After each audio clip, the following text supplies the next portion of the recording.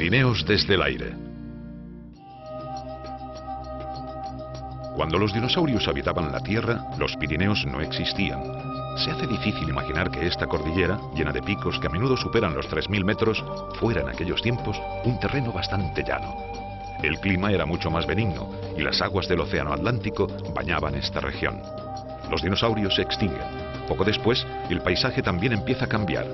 Las placas tectónicas de la península ibérica y del continente europeo, hasta ese momento separadas, chocan y originan enormes relieves rocosos. Están naciendo los Pirineos. Se inicia entonces un periodo de millones de años en el que la erosión irá moldeando muy lentamente la nueva cordillera. Pero la mitología ha concedido a los Pirineos un origen mucho más poético. Cuenta una leyenda que los Pirineos son la tumba que el gigante Hércules levantó para enterrar a su amada, la princesa Pirene. Hércules se sirvió de las piedras más imponentes y las rocas más bellas para construir una tumba digna de los dioses. Levantados ya sea por la fuerza de la naturaleza o por la mano divina de Hércules, los Pirineos son una cordillera de dimensiones notables. Unen las aguas atlánticas del Golfo de Vizcaya con las mediterráneas del Cabo de Creus. El altivo Aneto, con sus 3.404 metros, encabeza la lista de colosos pirenaicos. Los Pirineos no pueden competir en altura con las grandes cordilleras del mundo, pero sí en belleza. Una belleza como la de los más de 1000 lagos de origen glaciar que salpican la cordillera. Recuerdos de épocas lejanas en que el frío y el hielo eran los señores casi exclusivos de este territorio. Sobrevolar los Pirineos es un regalo para los sentidos. Es descubrir sus relieves más escarpados prácticamente inaccesibles. Extasiarse ante el verde de las praderas durante la primavera. Contemplar bosques inacabables engalanados con los colores del otoño. Seguir el curso caprichoso de ríos y torrentes. Admirar desde una posición privilegiada la nieve que nunca falta a la cita invernal.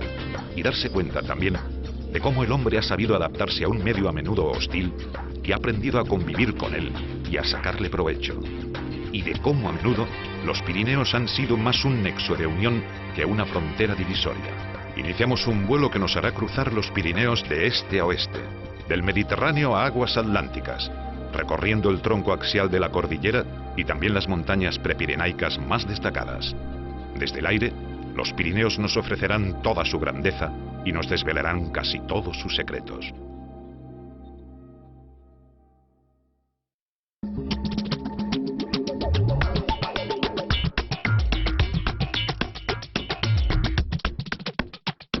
El recorrido empieza en la Costa Roja francesa, al norte de la Sierra de la Albera, el último contrafuerte de los Pirineos antes de rendirse y sumergirse en el Mediterráneo.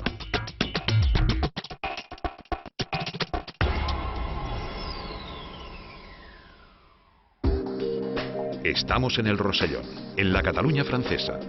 Este es un territorio habitado desde hace tiempos inmemoriales. El extremo más oriental de los Pirineos ha sido siempre un lugar de paso, punto de reunión entre pueblos y personas. En 1878 se construyó la primera línea ferroviaria que cruzaba los Pirineos. Hoy circulan por ella más de 15.000 trenes al año.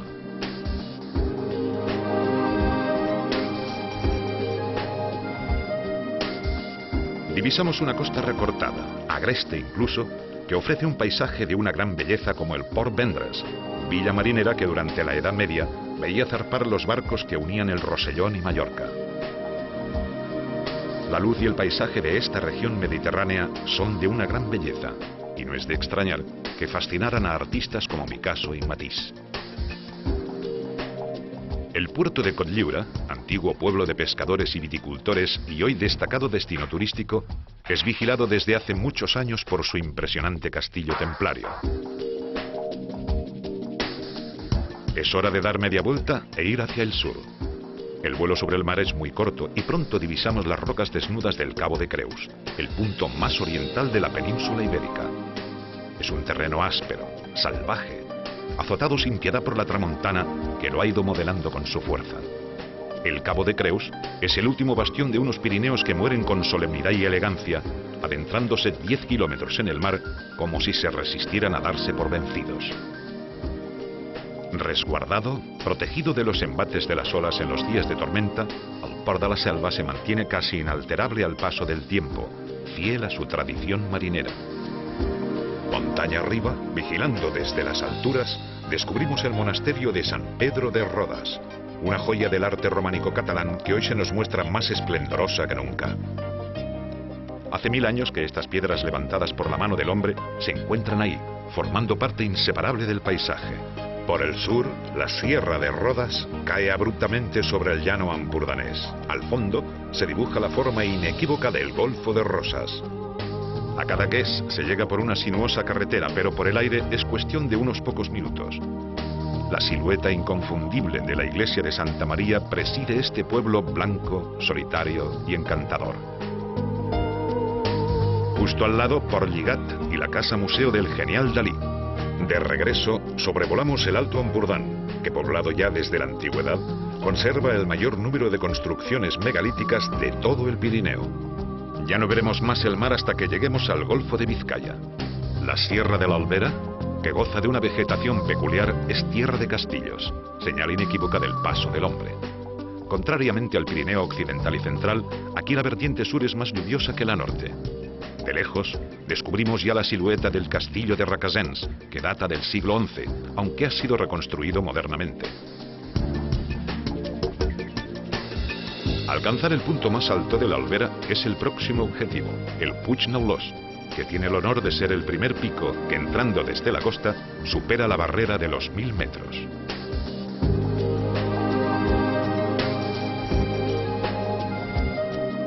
En la Sierra de la Albera se combinan zonas más secas de vegetación escasa con espesos bosques, que son un gran pulmón verde. Nos dejamos seducir por las panorámicas del macizo más oriental de los Pirineos, tan desconocido y al mismo tiempo tan atractivo. Es hora de poner rumbo a Francia. La autopista sigue el trazado de lo que antiguamente era un paso natural para cruzar las montañas, transitado ya por los romanos y que desde siempre ha tenido una relevancia histórica, cultural y económica. Este paso era la puerta principal de comunicación entre la península ibérica y el continente europeo. Por la Junquera transcurría la vía Augusta romana, pero no será hasta 1659, con el Tratado de los Pirineos, cuando la Junquera adquirirá una gran importancia como villa fronteriza que llegará hasta el siglo XX. Dice la leyenda que fue por el paso de Lepertus por donde pasó el general cartaginés Aníbal en el siglo III a.C., al principio de la Segunda Guerra Púnica contra Roma. Camino de los Alpes, al mando de un ejército de miles de hombres a pie, a caballo y en elefante, Aníbal pudo comprobar también el rigor del clima y la orografía pirenaicos. Un mar de viñas se extiende prácticamente hasta el horizonte. Cruzamos el Vallespir, antiguo vizcondado catalán y que desde 1659 pertenece a Francia, hasta que divisamos en la lejanía su capital, Ceret. Ceret ha conservado desde siempre unos fuertes vínculos con Cataluña.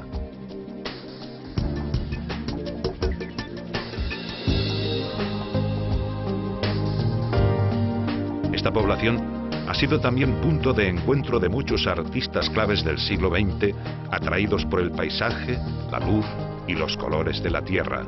Picasso, Juan Gris, George Braque o Marc Chagall pasaron aquí largas temporadas y pintaron numerosas obras.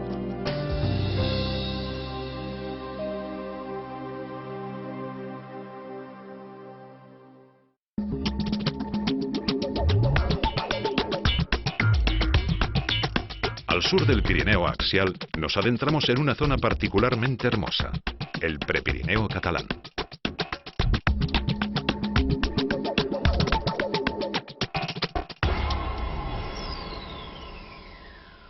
El castillo de San Fernando, construido por orden de Fernando VI en el siglo XVIII, se muestra con solemnidad cuando llegamos a Figueras, la capital del Alto Ampurdán, la ciudad más grande y con más servicios del lado sur de los Pirineos orientales. A medio camino entre la montaña y la Costa Brava, Figueras es un importante destino turístico.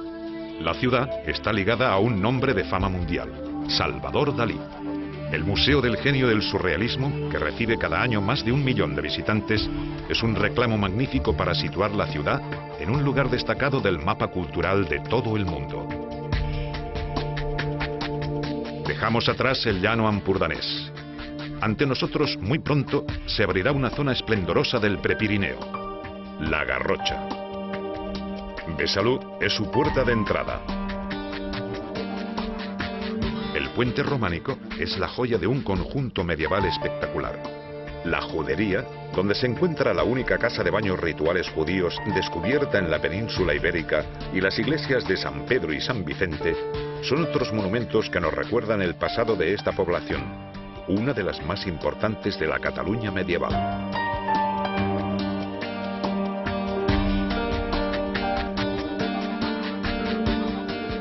Las sierras de la Garrocha no sobrepasan los 1.600 metros de altura, aunque tienen una identidad propia.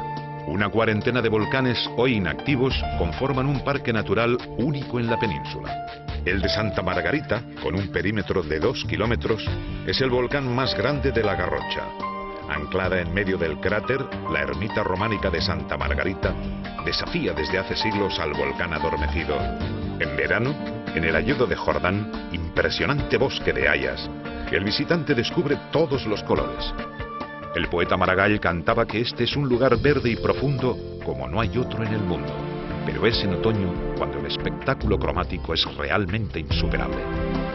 Olot, la capital de la Garrocha, es una ciudad con un importante legado artístico y arquitectónico, con notables muestras modernistas. En torno a la iglesia de la Madre de Dios del Tura se organiza el núcleo antiguo de la ciudad.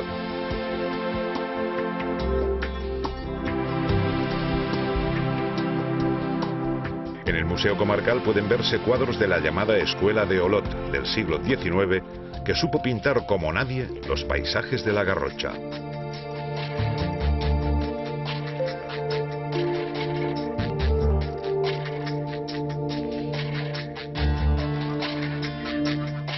Muy cerca de Olot, en Castellfollit de la Roca, destacan las casas construidas al filo del precipicio. Están colgadas en un singular risco de piedra basáltica que tiene 50 metros de altura y 1 kilómetro de largo. Un poco más al noreste, en lo alto de una peña, el santuario de la Madre de Dios del Monte desafía al vértigo. El poeta Jacinto Verdaguer, que pasó aquí una larga temporada en 1884, escribió que era el mirador más bonito del mundo. El clima húmedo de la Alta Garrocha propicia un paisaje muy boscoso, agreste, salpicado tan solo por masías aisladas y pequeñas ermitas románicas. Para regresar al Alto Ampurdán tenemos que dirigirnos a San Lorenzo de la Muga, un pequeño y delicioso pueblo amurallado. Muy cerca del pueblo se encuentra el pantano de Boadella. Abastece de energía eléctrica y agua potable y riega estas tierras desde la década de los 70 del siglo pasado. Se encuentra en el término municipal de Darnius, que vio cómo buena parte de sus tierras fueron engullidas por las aguas del pantano. El vuelo nos lleva ahora a Massanet de Cabrenys, uno de los pueblos más bonitos de la comarca, rodeado de montañas que casi no superan los 1000 metros. La iglesia románica de San Martín, construida entre los siglos XII y XIII, es seguramente el edificio más emblemático de este pequeño pueblo. Continuamos la ruta y enseguida cruzamos la línea inexistente que nos dice que ya estamos de nuevo en Francia.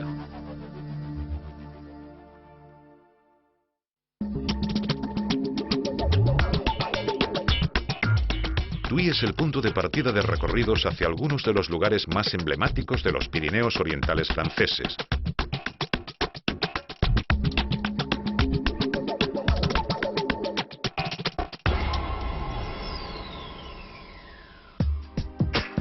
Tui, documentada ya en el siglo X, tiene una rica tradición económica, social y cultural.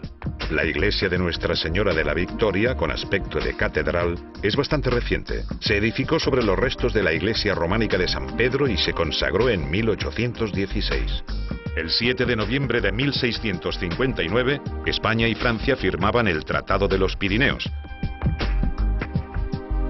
Según el acuerdo, pasaban a dominio francés el Rosellón, el Vallespí, el Conflent, el Capcir y el norte de la Cerdaña. Desde entonces, estos territorios han vivido totalmente integrados en Francia. Pero hoy, más de 300 años después de aquel tratado, en algunos lugares de la Cataluña francesa, todavía se puede oír hablar catalán, y sigue habiendo fuertes vínculos con la historia, la cultura y las tradiciones catalanas. A los pies del Canigó y en las orillas del río Tet encontramos la emblemática Prada de Conflent, Después de la Guerra Civil, acogió a muchos catalanes que marcharon al exilio, entre ellos Pompeu Fabra y Pau Casals. Desde 1950, aquí se celebra un festival de música que tiene un gran prestigio. Y desde 1968 es la sede de la Universidad Catalana de Verano.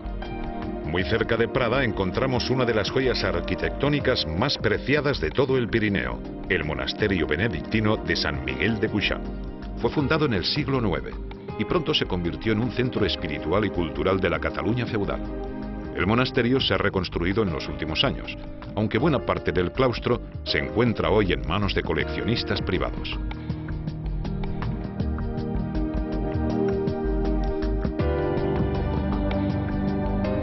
Aparecen los primeros contrafuertes del Canigó.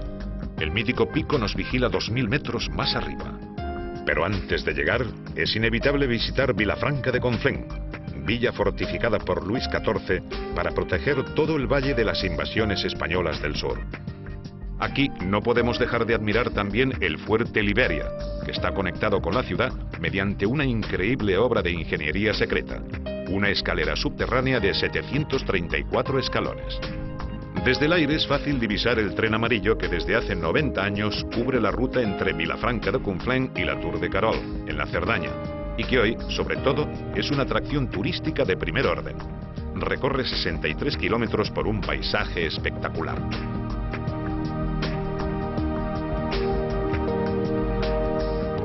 Hace 1000 años, estas montañas del Conflent formaban parte de los condados catalanes que pugnaban por su independencia del Reino de Francia.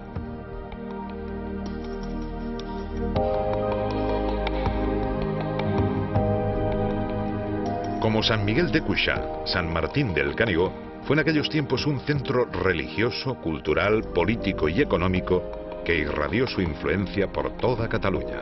Fundado por el conde Bifredo de Cerdaña en el año 1007 en una zona que parece inaccesible, San Martín ha conocido etapas muy diferentes durante sus 10 siglos. Hoy, en el monasterio, vive una comunidad religiosa que acoge a todos los visitantes que deseen acercarse a él. Verdaguer y sus versos lo convertirían en legendario. Durante muchos siglos se creyó que era la montaña más alta de todos los Pirineos porque se alza bruscamente y en muy poco terreno. El Canigó es visible desde toda la Cataluña francesa, los llanos ampurdaneses y el mar. Y existe quien asegura que la primera persona que pisó su cima fue el rey Pedro el Grande en 1285. La llama del Canigó es una muestra de la importancia simbólica de la montaña. Todas las noches de San Juan, la llama que se enciende en la cima sirve para que se enciendan miles de hogueras, simbolizando así la unidad de los territorios de habla catalana. Poco a poco, el Canigó va quedando atrás, mientras el Vallespir nos muestra su belleza serena, casi solitaria. Desde el siglo XII, los reyes de Aragón procuraron extender su influencia al norte de los Pirineos. Pero la derrota de Pedro II el Católico en la mítica batalla de Muret de 1213 cortó la expansión de la Corona de Aragón en Occitania. Después de aquella derrota, la Corona de Aragón dirigió sus acciones hacia el Mediterráneo. Siglos más tarde, el Tratado de los Pirineos, que ponía todas estas tierras bajo dominio francés, cerraba, quién sabe si definitivamente, la puerta al sueño occitano que habían tenido los reyes de Aragón.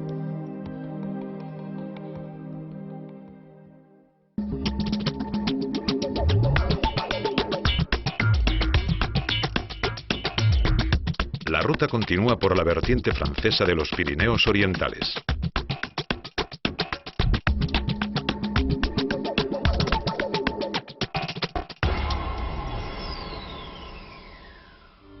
Llegamos a Prats de Molló, contemplando la fortaleza que Francia construyó en la villa cuando obtuvo el control de estos territorios en 1659.